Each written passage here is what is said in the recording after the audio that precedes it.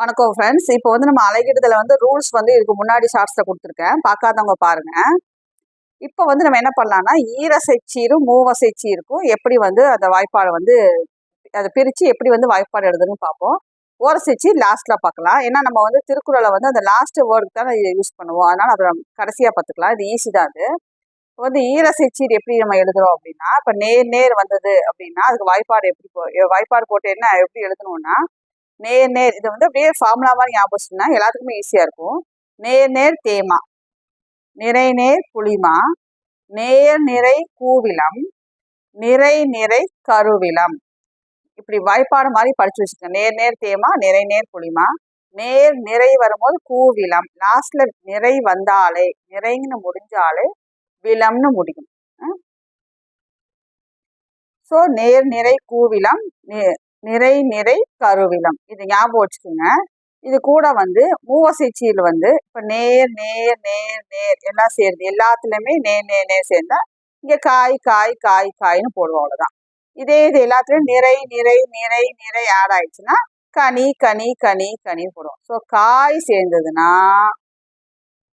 நேர் சேர்ந்ததுன்னா காய் போடுறோம், நிறை சேர்ந்ததுன்னா கனி போடுறோம், நேர் சேர்ந்ததுன்னா காய் போடுறோம், நிறை சேர்ந்ததுன்னா கனி போடுறோம். இதை மட்டும் ஞாபகம் வச்சுக்கோங்க.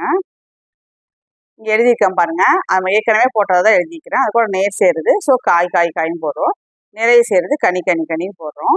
இப்போ எப்படி வந்து இந்த சீர் வந்து பிரிக்கிறது அப்படின்னு பார்க்கலாம். பிரிக்கிறதுக்கு ஃபர்ஸ்ட் பார்த்தீங்கன்னா நம்ம ரூல்ஸ் ஞாபகம் வச்சுக்கோங்க, ரீகால் பண்ணிக்கோங்க.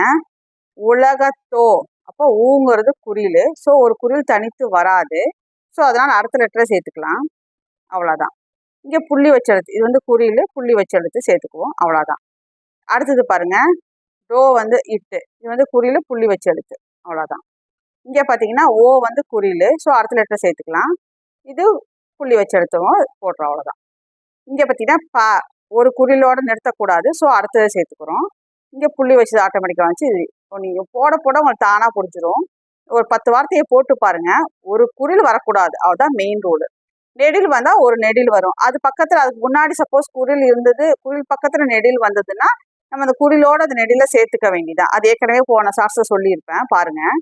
இது பாருங்க, குறில் புள்ளி வச்சு எழுத்து லார், அவ்வளோதான். அரி, ஆ வந்து குறில், ஸோ அதை சேர்த்துக்கலாம். அதே மாதிரி அடுத்த 2 முடிஞ்சா, இங்கே வந்து தார், அவ்வளோதான். இப்படிதான் பிரிக்கணும். பிரித்து முடிச்சுட்டு இது வந்து நேரா நிறையா, அதாவது வந்து பார்த்து நம்ம வந்து அதுக்கப்புறமா வந்து வாய்ப்பாடு எழுதணும். அதை அடுத்த ஷார்ட்ஸில் பார்க்கலாம்.